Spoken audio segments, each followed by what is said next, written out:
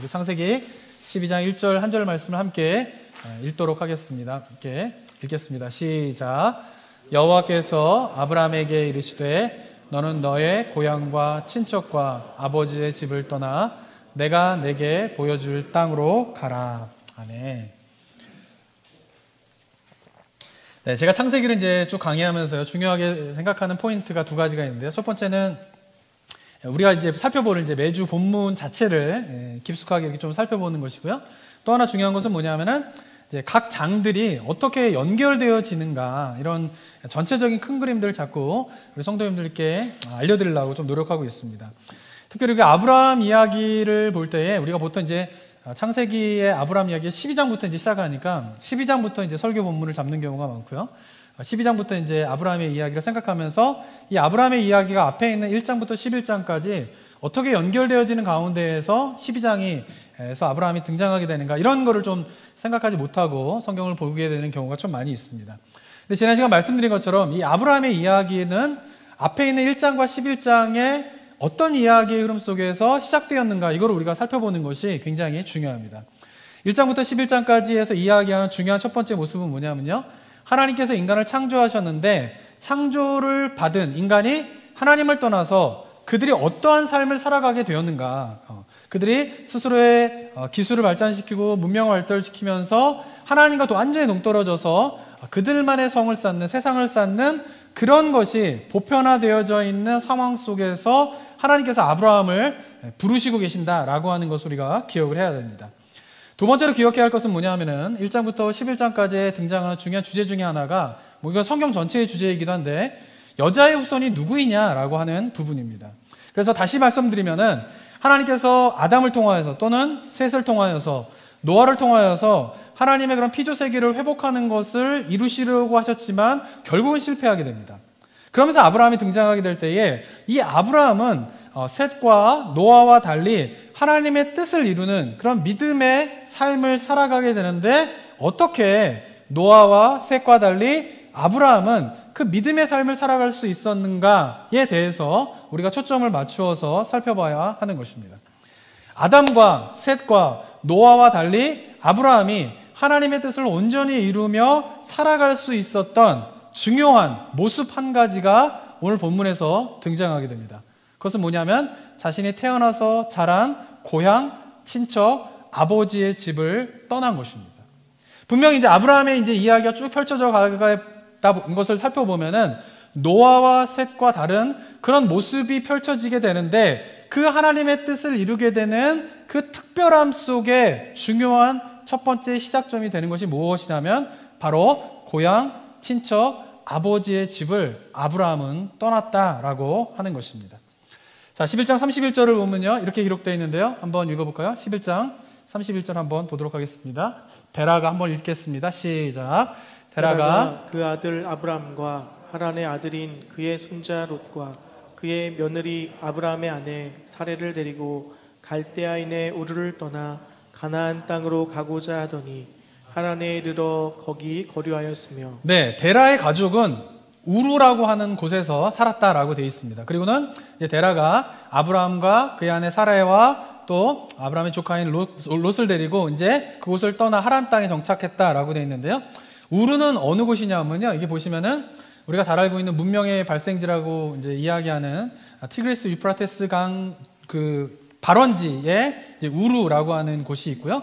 여기서 이제 출발해서 하란 땅으로 가게 되는데, 하란은 이제 북쪽에 이렇게 있습니다. 근데 이거를 이제 지금의 이제 국경, 나라의 국경과 한번 비교를 해보면요, 이렇게 볼 수가 있습니다. 그래서 우르가 있는 곳은 어디냐면은 이라크, 지금은 이라크 땅이고요. 그리고 하란은 이제 시리아와 터키의 그런 경계선상에 있는 곳이 이제 하란 땅이다라고 볼 수가 있습니다. 그래서 아브라함이 우르에서 이제 하란 땅으로 이제 이렇게 이동을 하게 되고요.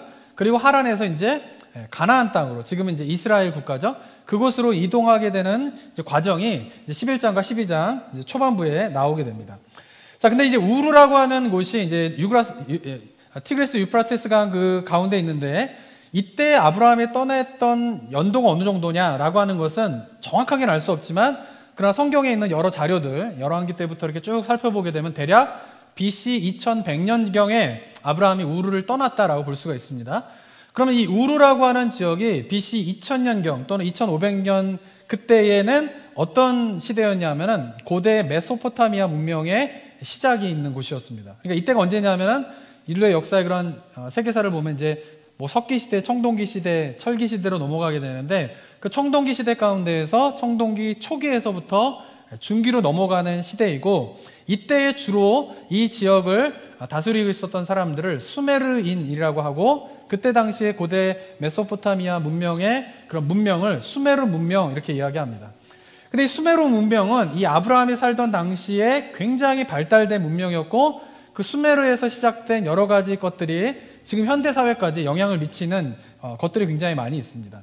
첫 번째는 수메르인들이 시작한 문명 중에 하나가 뭐냐면요, 화폐를 만들어서, 이제 동전이죠, 화폐를 만들어서 통용을 하게 된 것입니다. 그러니까 이때 전까지는 이제 물물 교환이죠. 뭐 너는 밀이 있냐? 나는 생선이 있다. 그럼 바꿔서 우리가 쓰자. 너는 뭐 소고기가 있냐? 나는 돼지고기가 있다. 서로 바꾸자. 이런 식으로 이제 경제 활동이 이루어졌는데 수메르에는 BC 한 3000년경부터 이 동전을 만들어 가지고 동전으로 서로 이렇게 경제 활동을 할 수 있도록 한 것이죠.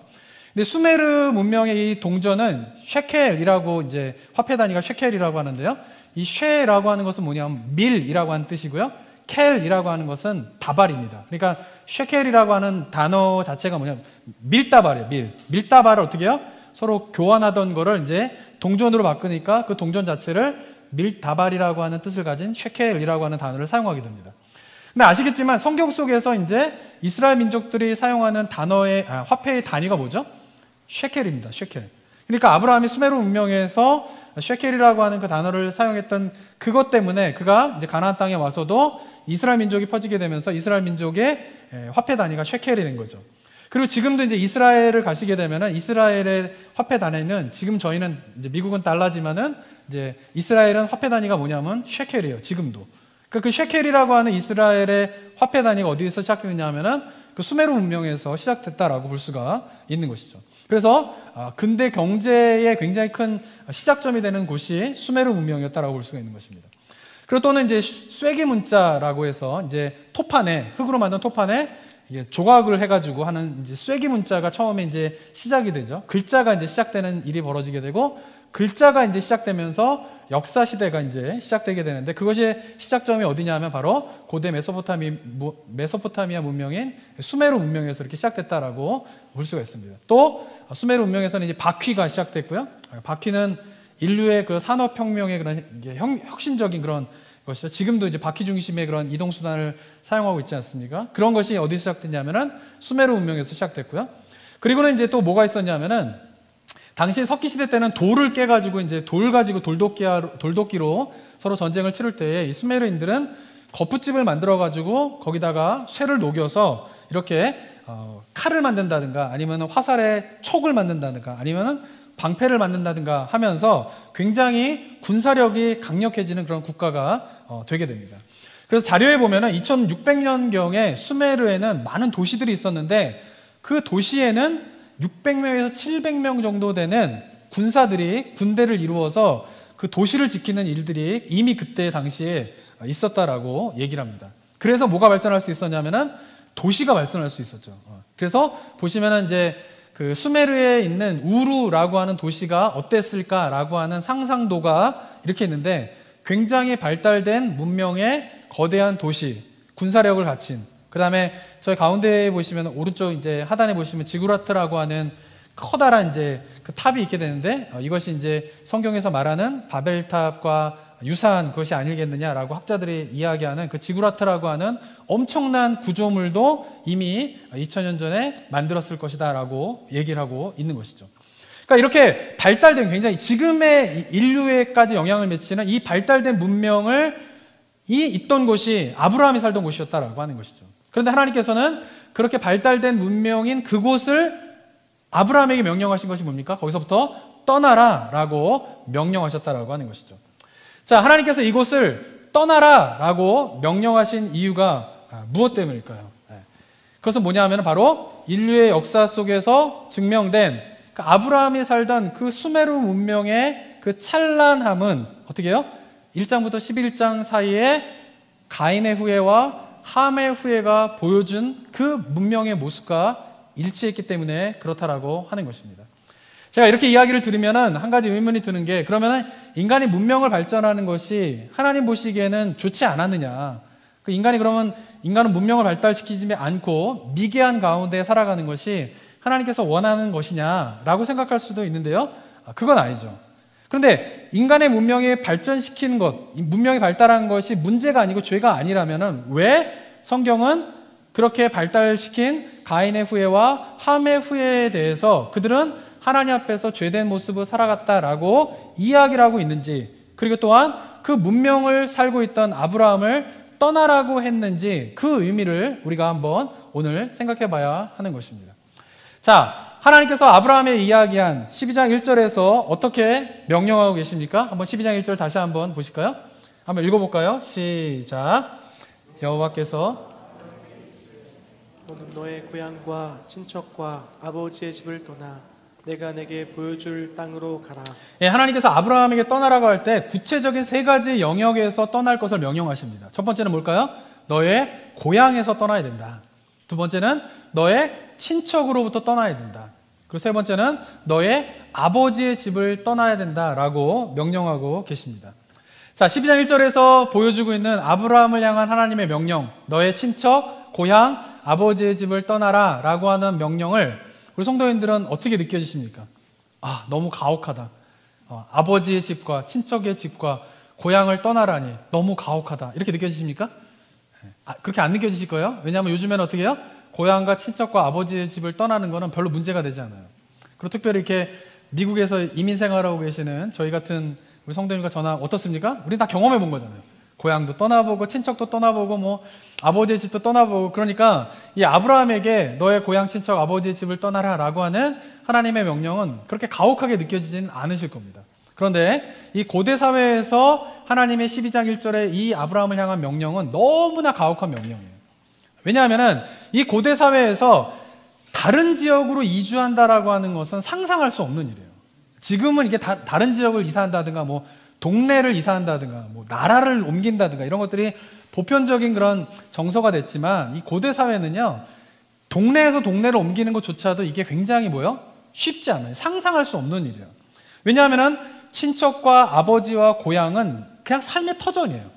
근데 거기를 떠나라라고 하는 것은 뭐냐? 그것도 옆 동네로 이사하라는 것도 아니고 가나안 땅으로 가라라고 하는 하나님의 명령은요, 이것은 마치 무엇과 같냐 하면은 그냥 아무것도 없이 벌거벗은 채로 그냥 사막에 내팽개쳐지는 거랑 똑같다라는 거예요.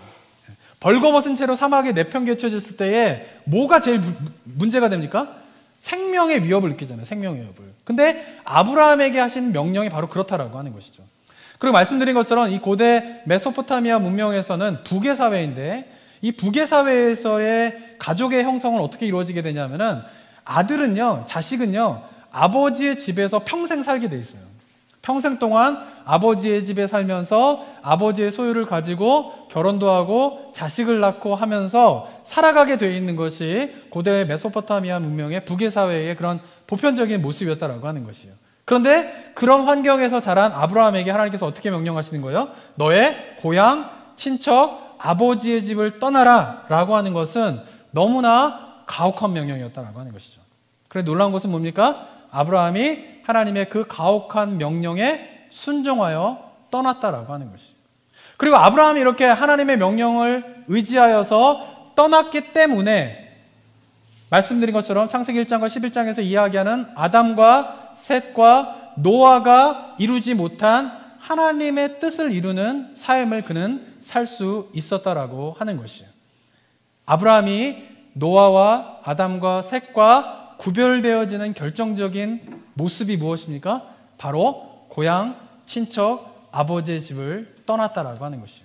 자, 그렇다면 우리도 아브라함과 같이 그 믿음의 여정에 성공적인 믿음의 여정을 살기 위해서 우리가 해야 할 일은 무엇일까요? 저는 어려운 질문 안 드리죠? 우리도 뭐 해야 됩니까? 아브라함처럼 떠나야 한다라고 하는 것이에요. 자, 그렇다면 아브라함처럼 우리가 떠난다라고 하는 것이 도대체 무슨 의미인가라고 하는 것을 우리 성도님들이 잘 아셔야 됩니다. 문자 그대로, 여기서 문자 그대로 12장 1절처럼 아브라함처럼 우리도 고향과 친척과 아버지의 집을 떠나는 것이 아브라함처럼 떠나는 것이냐? 그럼 이미 우리는 한 거예요. 그죠? 그럼 우리는 어떻게 해요? 아브라함처럼 성공적인 믿음의 삶을 살아갈 수 있다라고 볼 수 있는 걸까요? 그런 의미는 아닌 것이죠. 그렇다면 아버지의 집에서 떠난다라고 하는 것이 모든 안전장치를 풀고 사막에 내팽개쳐지는 것과 똑같다라고 했으면, 그럼 우리도 아브라함처럼 우리의 모든 안전장치를 제거하는 것, 그것이 아브라함처럼 떠나는 것일까요? 또는 예수님께서 12제자에게 이야기한 것처럼 너의 소유를 다 버리고 나를 따르라 라고 했을 때 그 12제자가 자기의 소유를 다 버린 것처럼 우리도 가지고 있는 모든 소유를 다 버리는 것이 아브라함처럼 떠나는 의미일까요? 저는 만약에 오늘 이 설교를 들으시는 성도님들 가운데 정말 자기의 소유를 다 버리고 하나님을 위해서, 주님을 위해서 살겠습니다 라고 헌신하는 분이 있었으면 좋겠습니다. 여러분들 가운데 나의 소유를 다 버리고 나도 주님을 위하여서 내 삶 전체를 다 드리겠습니다. 난 선교지에 가겠습니다. 목사로서 살겠습니다. 주님의 일을 위해서 살겠습니다 라고 하는 결단이 우리 성도들 가운데 있었으면 좋겠습니다. 교회의 생명력은요, 저는 그 교회 안에서 그런 헌신자들이 나오는 게 교회의 생명력이라고 저는 생각합니다. 그래서 저는 그런 교회가 되었으면 좋겠어요. 그렇지만 모든 성도님들이 다 소유를 버리고 떠나면 이 교회는 누가 지킵니까? 그죠? 그런 분들이 나와야 되는 건 저는 기도의 제목이에요. 그렇지만 대부분의 분들은 어떻게 해요? 자기의 보호막을 다 걷어버리고 자기가 가지고 있는 소유를 다 버리고 떠나는 것이 아브라함처럼 떠나는 것이다 라고 생각했다가는 다 교회를 떠나실 겁니다, 진짜. 그렇다면 우리가 아브라함처럼 떠난다라고 하는 것이 어떤 의미인가라고 하는 것을 우리가 한번 생각해 봐야 합니다.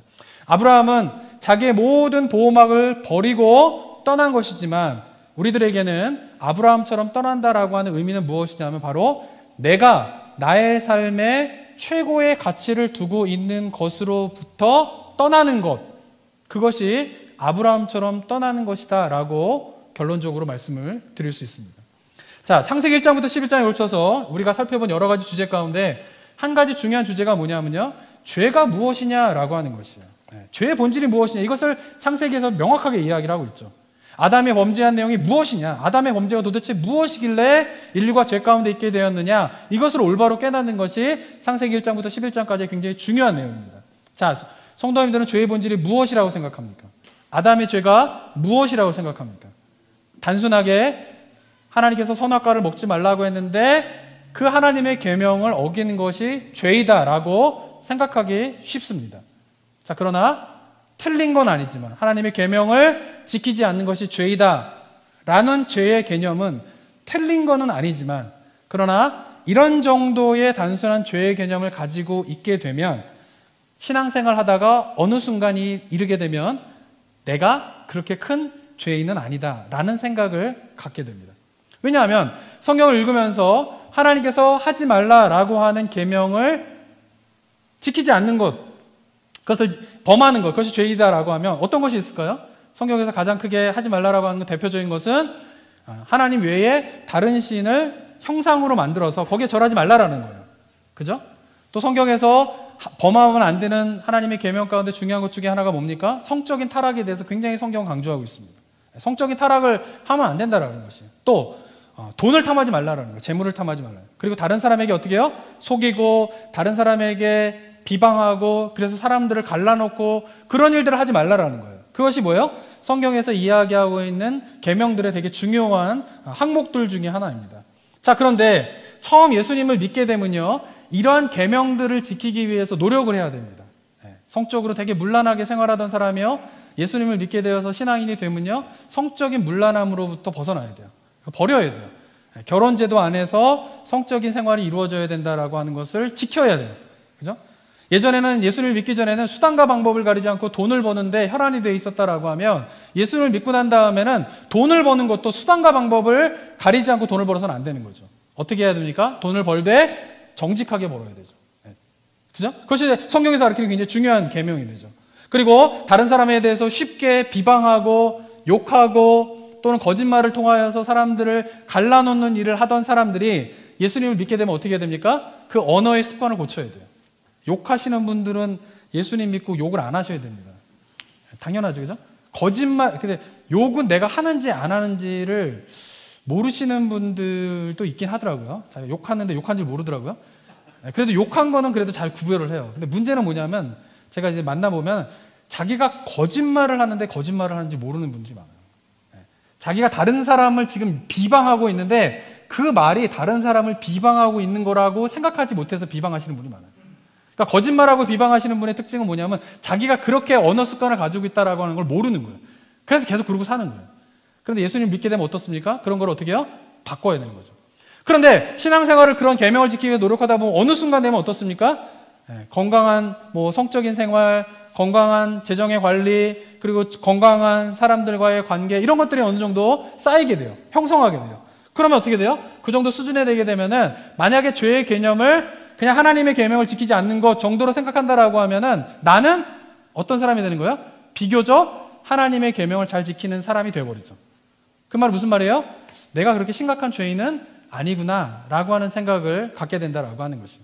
그래서 신앙생활 하다 보면은 회개의 기도가 점점 없어지죠. 회개 기도가 없어지는 이유가 뭐예요? 나는 계명을 어느 정도 좀 지키고 있는 것 같아요. 굳이 뭐 그냥 잘 하고 있는 것 같아요. 그런 분들이 되게 많이 생기는 거예요. 그리고 교회를 굳이 다니지 않는 분들 가운데에도 요즘에 현대인들은 교육을 잘 받고 높은 교육을 받고 또 사회적인 그런 훈련들을 받다 보면은 아까도 말씀드린 정도의 수준 높은 도덕과 윤리적인 생활을 하시는 분이 많아요. 교회를 안 다녀도 건강하게 뭐 일부 일처제가 보편적인 정서니까 건강하게 뭐 성적 타락 안 하고 살아가시는 분들, 그다음에 요즘에는 또 자본주의 사회에서는 열심히 노력하고 이러면 돈을 이렇게 많이 벌게 되잖아요. 그래서 돈을 필요한 만큼 벌 수 있잖아요. 그러니까 필요한 만큼 벌어가지고 그냥 돈에 대해서 그렇게 탐욕 가지지 않고 나는 내가 버는 정도로 만족하면서 나는 살아. 그냥 이 정도로 괜찮아. 라면서 사는 분들도 굉장히 많이 있다라고 하는 것이죠. 사람들과 좋은 관계를 통하여서요, 선한 영향력을 미치고 사람들 사이에 그 사람이 가면은 해피하고 사람들과 화합을 일으키는 사람들이 있어요. 교회를 안 다니시는 분들 가운데에도. 그러니까 그런데 그렇게 살아가고 있는 높은 수준의 도덕과 윤리를 살아가고 있는 분들에게 교회에서는 끊임없이 이야기하는 게 뭐예요? 죄인이라는 거예요. 잘 받아들일 수가 없는 거죠. 왜? 성경에서 이야기하고 있는 그런 계명들을 나는 그냥 교회 안 다녀도 잘 지키고 있는데 굳이 내가 왜 죄인이라고 말하는가라고 하는 생각들이 들게 된다라고 하는 것이죠. 사랑하는 성도 여러분, 그러나 성경은 어떻게 이야기합니까? 어느 정도 높은 수준의 도덕적과 윤리적인 삶을 살았다 하더라도 그 사람들을 모두 다 뭐라고 이야기합니까? 죄인이라고 이야기한다라고 하는 것이죠. 왜냐하면은 우리가 하나님의 계명을 왜 안 지키는가를 한번 생각해 보면은 하나님의 계명을 지키지 않는 이유는 무엇 때문이냐면 하나님의 계명이 틀렸기 때문이 아니에요. 하나님의 계명이 옳지 않기 때문이 아니에요. 하나님의 계명을 지키지 않는 이유는 뭐냐면은 하나님의 계명이 나의 삶의 최고의 가치가 아니기 때문에 그래요. 결국 하나님의 계명을 지키지 않는 이유가 무엇 때문이냐면은 하나님의 계명이 최고의 가치로 두고 있다면 그 계명을 또 지키며 살 텐데 하나님의 계명이 나의 삶의 최고의 가치가 아니기 때문에 어때요? 그 계명을 지키지 않고 살아가는 것이에요.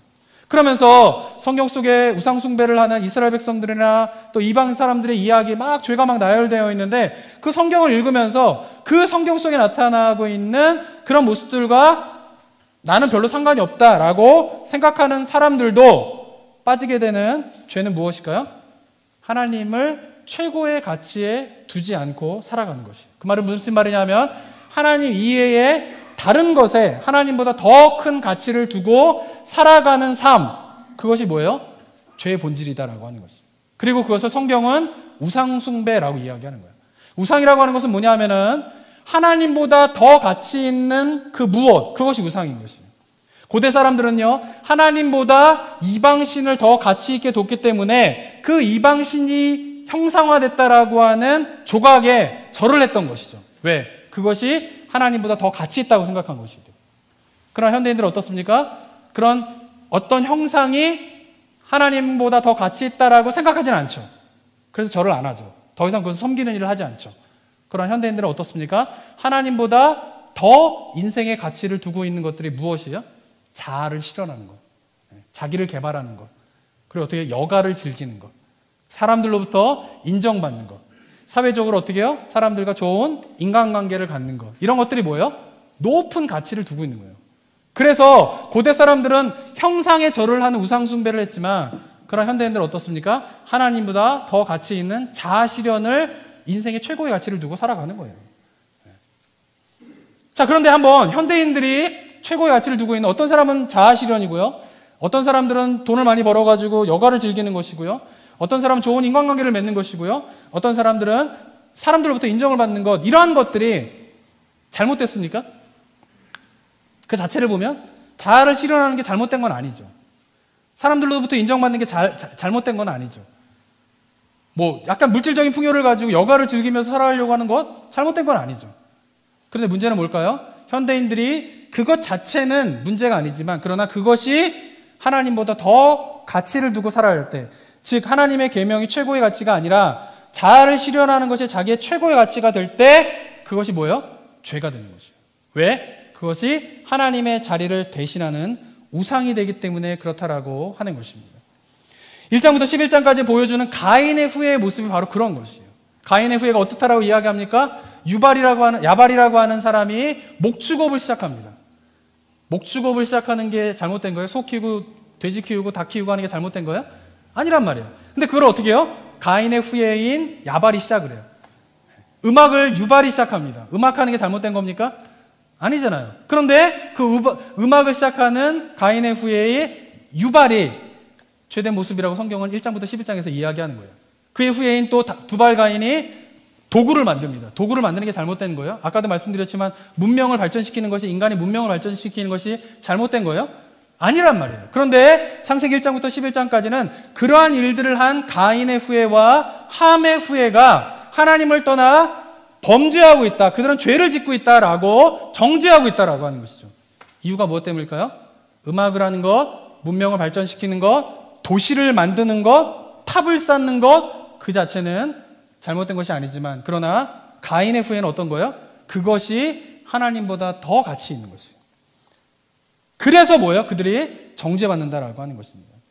가인의 후예는 문명을 발전시키면서 그들만의 성을 쌓는다고 제가 말씀드렸습니다.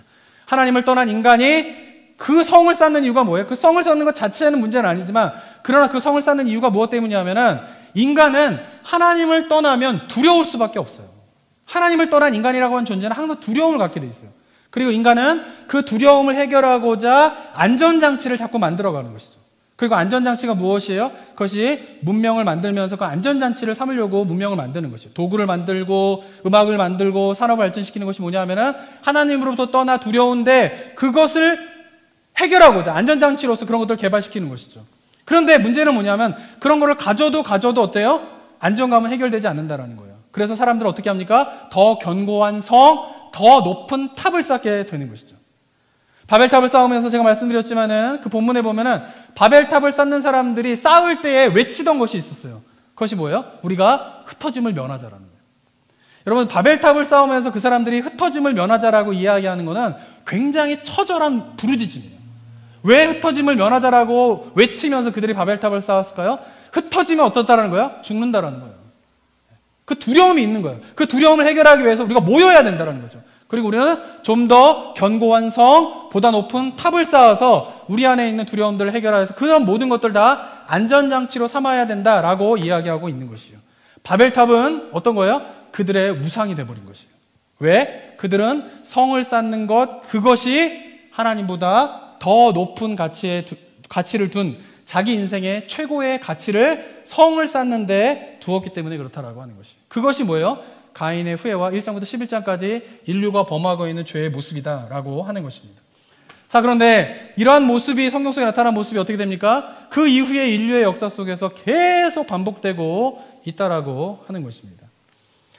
미국의 영문학자이자 소설가인 데이비스 포스터 월러스라고 하는 사람이 있습니다. 이 사람이 2008년에 오하이오 주에 있는 명문 대학인 캐년 대학의 졸업식에서 연설을 했어요. 근데 그가 어떤 연설을 했냐면 이 사람은 이제 그 영문학자이면서 소설가인데 무신론자입니다. 하나님 믿지 않아요. 크리스천도 아니에요. 믿지 않아요. 그 사람이 이제 2008년도에 그 캐년 대학의 초청을 받아가지고 졸업생들에게 이제 연설을 하는 거예요. 그 연설의 내용이 뭐냐면요. 이렇게 이야기합니다.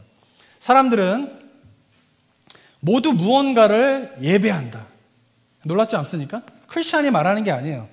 무신론자이고 하나님 믿지 않는 사람이 졸업생들한테 이야기하는데 이런 이야기를 하는 거예요. 모든 사람은 무엇인가를 월십한다는 거예요. 그 단어를 사용하는 거예요. 무신론자가. 그러면서 우리가 하는 유일한 선택이란, 인간이 하는 유일한 선택이란 무엇을 예배할 거냐이다라고 하는 것이죠. 그러니까 예배를 하느냐 안 하느냐. 예배를 하는 사람도 있고 하는 사람도 있고 안 하는 사람도 있고 이게 아니라 인간이라고 하는 존재는 모두가 다 월십하는 게 있다라는 거예요. 그런데 그게 무엇이냐의 차이지 월십을 안 하는 사람 없다라는 거예요. 이거를 목사가 이야기하는 게 아니라 무신론자인 영문학자가 이야기를 하는 거예요. 그러면서 이렇게 얘기합니다. 만일 당신이 돈이나 물질을 예배한다면, 그리고 그것에서 인생의 참 의미를 찾고 있다면 당신은 결코 충분히 가지지 못할 것이다. 아무리 가져도 부족하다고 느낄 것이다. 만약 당신이 자신의 몸이나 외모, 성적 환상을 예배한다면 당신은 늘 자신이 못생겼다고 느낄 것이다. 그리고 나이가 들고 세월의 흔적이 몸에 나타나기 시작하면 아직 무덤에 묻히기도 전인데 수만 번이나 죽음을 경험하게 될 것이다. 만약 당신이 권력을 예배한다면 결국 약함과 두려움을 느낄 것이다. 그리고 그 두려움을 무마시키기 위해서 더 많은 권력을 다른 사람 위에 부리고 싶어질 것이다. 만약 당신이 지성을 예배한다면 똑똑한 사람처럼 보이려고 애쓰겠지만 결국 스스로가 멍청하다고 느낄 것이다. 그리고 언젠가 자신이 가짜라는 것을 들킬지도 모른다는 두려움 속에 살아갈 것이다 라고 졸업생들에게 이야기합니다. 그리고 마지막에 이렇게 이야기하는데요. 그러나 이러한 종류들의 예배에서 가장 불길한 것은 이것들이 무의식적으로 우리 가운데 일어나고 있다라고 하는 것이죠. 그리고 이것이 인간의 근본적인 상태이다라고 이야기를 하고 있어요. 저는 이 무신론자이지만 그러나 이 사람은 영문학자이며 소설가이기 때문에 아마 인간의 삶을 굉장히 깊이 있게 성찰했던 사람인 것 같아요. 근데 그가 현대인들의 삶의 모습을 깊이 있게 성찰하니까 그가 갖게 된 결론이 뭐예요? 모든 현대인들이 무엇인가를 월십하며 살아가고 있다라고 하는 것이에요. 그것이 어떤 사람은 권력이고 어떤 사람은 외모이고 어떤 사람은 돈이고 어떤 사람은 어떻게 해요? 지성이지만 그러나 공통적인 건 뭐냐 하면은 이것들이 나도 모르는 가운데에 무의식적으로 인간의 내면 속에서 일어나고 있다는 거예요. 그리고 그것이 뭐예요? 인간의 근본적인 상태이다라고 이야기를 하고 있어요. 졸업생들한테 아마도 이 사람이 이야기한다라고 하면 자기가 그동안 인생에서 굉장한 지성인인데 이 지성인이 깨달은 바를 졸업생들에게 가장 얘기하고 싶은 이야기를 할 거 아니에요. 근데 그 내용이 어떤 내용입니까? 성경에서 이미 이야기하고 있는 내용이라는 거죠. 사랑하는 성도 여러분, 문신론자였지만 그가 어떠한 모습을 갖고 있는지 정확하게 알고 있는 저는 이 글과 그 다음에 성경에서 이야기하는 것들을 통하여서 우리가 현대인이지만 우리가 섬기고 있는 우상이 무엇인가를 깨닫는 것이 얼마나 중요한지 저는 다시 한번 느끼게 됩니다. 월러스가 이야기하지 않았더라도 현대인들을 보면 요즘 분들 보면요 자기가 삶의 최고의 가치를 두고 있는 것이 참 다양해요. 요즘 젊은이들은요 미국이든 한국이든요 젊은 사람들은 뭐 나이 드신 분들도 좀 그런지 모르겠습니다. 하여튼 젊은 사람들의 삶의 최고의 가치는 뭔지 아세요? 빨리 돈 벌어서 빨리 은퇴해서 빨리 어떻게 해요? 여가를 즐기자는 거예요. 20, 30대에 돈 바짝 벌어가지고 40대가 되면은 은퇴하는 게 미국 젊은이들, 한국 젊은이들의 꿈이에요. 꿈. 최고의 가치예요. 그래서 그렇게 막 살라고 하는 거예요. 그렇게 막, 그래가지고 요즘에 광풍이 부는 게 뭡니까? 비트코인이라고 아시나요? 비트코인? 한국이든 미국이든 비트코인이 열광해요. 근데 그게 그런 것도 왜 그러냐면은 작년 같은 경우에도 이제 코로나 이때 혹시 주식을 아시는지 모르겠지만 이 테슬라라고 하는 주식이 뭐 1년 사이에 엄청나게 뛰게 됩니다. 그래가지고는 미국의 구글에 다니던 어떤 젊은이가 30대, 20대 후반인가 30대 초반인 젊은이가 트윗을 날려요. 트윗을 어떻게 했냐면 내가 테슬라로 한 400억을 벌었다. 그래서 나는 이제 직장을 그만두고 내 인생을 즐길 거다. 이런 트윗을 딱 날려요. 한 문장. 전 세계가 열광했어요, 사람들이. 한국도 난리가 난 거예요. 그래서 한국에서도 얼마 전에 비트코인이 엄청나게 이제 오르면서 한 젊은이가 또 소셜 네트워크에다가 자기 이야기를 합니다. 내가 지금 삼성에 다니는데 나는 비트코인으로 한 40억을 벌었다. 1년 반 사이에. 그래서 이제 나는 삼성을 그만둘 거다. 젊은이들이 난리가 나는 거예요. 왜 이런 일에 반응합니까? 젊은이들의 삶의 최고의 가치가 뭐인 거예요? 빨리 돈 벌어가지고 빨리 은퇴해가지고 여가를 즐기는 삶을 살아가는 것이 뭐예요? 그들의 삶의 최고의 가치가 되는 거예요. 근데 그게 가치가 딱 되고 그거 우상이 딱 돼버리니까 누군가가 그 일을 했다라고 하면 그것으로 인하여서 막 자기가 뭐예요? 나는 뭐 하고 있나?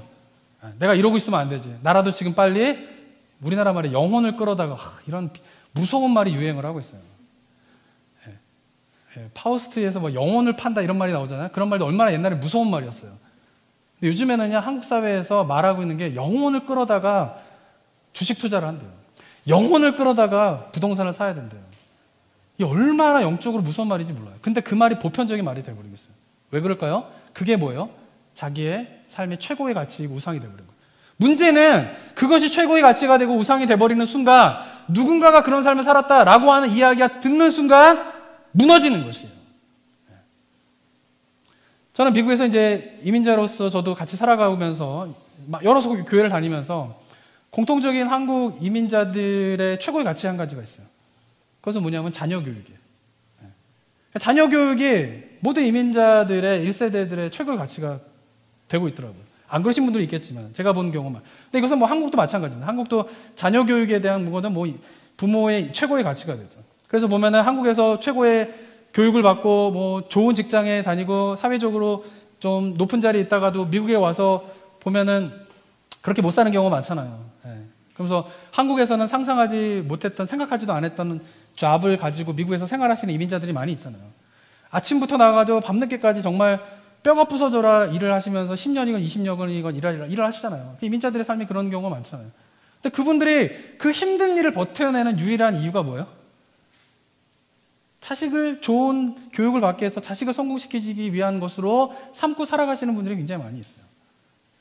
제 말을 잘 들으셔야 돼요. 그게 잘못됐다라는 게 아니에요. 그런 부모의 사랑, 자녀에 대한 헌신, 이것을 우리가 다 포기하고 이제 뭐든지 나를 위해서 살자 이런 이야기를 하는 게 아니에요.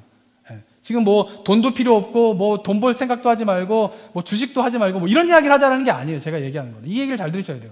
그러니까 문명 발전하고 이런 것들 자체가 문제가 아니에요. 그러니까 우리 삶 가운데 일어나고 있는 이런 것들을 흑과 백으로 이것이 죄냐 아니냐의 논리로만 보면은 그건 성경을 제대로 보는 게 아니에요. 분명히 그 자체로는 죄가 아닌 것 같지만 그러나 그것이 우리 삶 가운데 죄로 들어오는 게 있다는 것이죠. 왜? 그것이 뭐예요? 하나님보다 내 인생에 더 큰 가치를 두게 둘 때 그렇다라고 하는 것이죠. 그러면서 자녀를 교육하는 것에 최고의 가치를 두고 있는 성도님들 가운데에 한국 이민교회에서 일어나고 있는 일은 뭐냐면은 부모님은 주일 성수를 생명같이 지켜요. 정말 주일 성수해야 된다. 매주 안 빠져요. 근데 자녀들 같은 경우에는 좋은 대학을 가기 위해서 클럽 활동을 해야 된다든가 좋은 대학을 가기 위해서 뭔가 액티비티를 해야 된다. 그러면은 그냥 예배 빠지는 거를 되게 당연시 생각하는 경우가 있어요. 안 그런 부모님들 계시죠. 놀랄 경우가 많아요. 정말 신실하신 분인데 자기의 신앙은 되게 철두철미해요. 근데 자녀에 대해서는 익스큐즈가 항상 있어요. 근데 그 이유는 좋은 대학을 가기 위해서예요. 어쩔 수 없다라는 것이죠. 무엇일까요? 이런 삶 속에 살아간 사람의 정말 최고의 가치는 하나님일까요? 아니면 하나님이 아닌 그 무엇일까요? 우리가 한번 생각해 봐야 한다고 하는 거죠. 저는 아까도 얘기했지만 우리가 다음 세대를 교회가 좀 많이 고민해야 되는 상황 가운데 있습니다. 그러면서 우리가 정말 어떤 다음 세대를 어떻게 교회가 감당하고 세울 것인가. 오늘 저는 배 장로님 제가 얘기한 것도 아닌데 저하고 얘기한 것도 아닌데 배 장로님 기도를 들으면서 참 우리가 정말 마음 가운데 새겨야 할 기도를 우리 배 장로님께서 해주셨다라는 생각을 좀 많이 해보게 됩니다. 근데 그 이유는 뭐냐면요, 내가 무엇에 최고의 가치를 두고 살아가고 있는가의 문제라는 것이에요. 근데 안타까운 것은 내가 최고의 가치를 하나님이 아닌 다른 것에 두고 살아가고 있는데 그게 우상이라고 생각하지 못하는 크리스찬들이 너무나 많다라고 하는 것이에요. 그것이 우리의 영적인 문제이다라고 하는 것이에요. 그리고 아브라함에게 지금 하나님께서 너의 고향과 친척과 너의 아버지의 집을 떠나라 라고 하신 이 명령은 동일하게 우리에게도 하시는 명령임을 우리 성도님들이 들으시길 바랍니다. 무엇으로부터 떠나야 할까요? 내가 하나님 이외에 다른 최고의 가치를 두고 있는 그런 사람들마다 다를 것이에요. 그것을 발견해야 돼요. 그것으로부터 떠나라 라고 하는 그 하나님의 명령에 반응하여서 우리가 떠날 때에 우리는 노아와 셋과 아담하고 다른 아브라함이 걸어갔던 믿음의 여정의 그 성공적인 모습을 우리도 걸어가게 될 줄을 믿습니다. 바라기는 저와 여러분들이 우리 삶 가운데 정말 하나님보다 내가 더 가치를 두고 있는 그 삶의 우상이 무엇인가를 영적인 눈을 들어서 깨닫고 그것으로부터 어쩌면 매일 떠나야 돼요. 한 번 떠난다고 되는 게 아니에요. 매일 떠나면서 우리가 하나님을 의지할 때에 놀라운 일은 그 하나님을 의지하며 나아갈 때에 내가 그렇게 붙잡고 있었던 삶의 가치들이 그리스도 안에서 나의 삶 가운데 채워지게 되는 그 은혜를 우리 성도님들이 소망하고 누리게 되기를 주님의 이름으로 축원합니다. 함께 기도하도록 하겠습니다. 이 시간 기도하며 나아갈 때에 사랑하는 성도 여러분, 저는 아까 그 월러스가 얘기한 무신론자지만 성경에서 이야기한 것과 똑같은 이야기라는 그의 이야기에 참 부끄러웠습니다. 인간은 누구나 무엇인가를 월십한다. 무엇을 월십하냐의 문제이지 모든 인간은 무의식적으로 무엇인가를 월십하게 되어 있다. 그리고 안타까운 것은 하나님이 아닌 다른 것이 나의 삶의 최고의 가치가 될 때에 그것을 가지려고 하고 결국 갖지 못하며 영원히 피폐해지게 되는 그 모습, 그것이 바로 현대인들의 모습이고, 그것이 어쩌면 우리가 매주 예배를 드리는 자이지만 우리들의 모습일 수 있습니다. 원인은 무엇일까요? 내가 섬기고 있는 우상이 무엇인지를 알지 못한다는 것이죠. 이 시간 기도하며 나아갈 때에 눈을 들어서 하나님 이외에 다른 것에 최고의 가치를 살아가 두고 있는 그 우상을 발견하고 그곳으로부터 떠나라는 하나님의 명령에 순종하여 떠난 아브라함과 같은 삶을 살아갈 수 있도록 주님 도와주십시오라고 이 시간 결단하며 기도하며 나아가는 우리 성도님들 되셨으면 좋겠습니다. 함께 기도하도록 하겠습니다.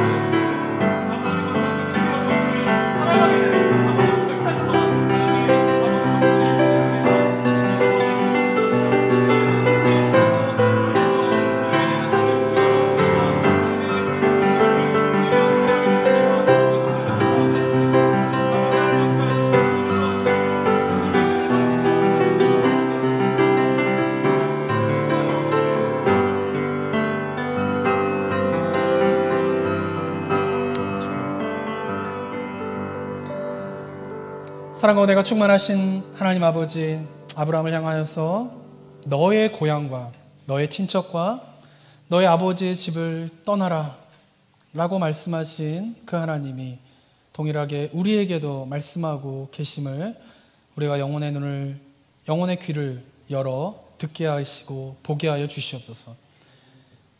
우리 삶 가운데에 나도 모르게 하나님보다 다른 것을 더 삶의 가치를 두고 살아가고 있는 그 삶을 자아 실현으로 생각하고 자기 개발이라고 생각하는 오류 속에서 벗어나게 하여 주시옵소서. 가져도 목마르고 채워도 배고픈 그 삶의 가치를 두고 있는 우상으로부터 떠나라는 하나님의 명령에 순종하여 아브라함처럼 매일매일 그 우상으로부터 떠나는 삶이 우리 성도님들의 삶이 되게 하여 주시옵고, 그런 삶을 살 때에 그 삶을 채우시고 그 삶 가운데 베푸시는 하나님의 은혜로 말미암아 우리의 영혼의 소생함을 경험하는 그 삶의 축복이 우리 성도님들의 삶의 모습이 될 수 있도록 주님께서 도와주시옵소서. 감사드리며 예수 그리스도의 이름으로 기도드립니다. 아멘.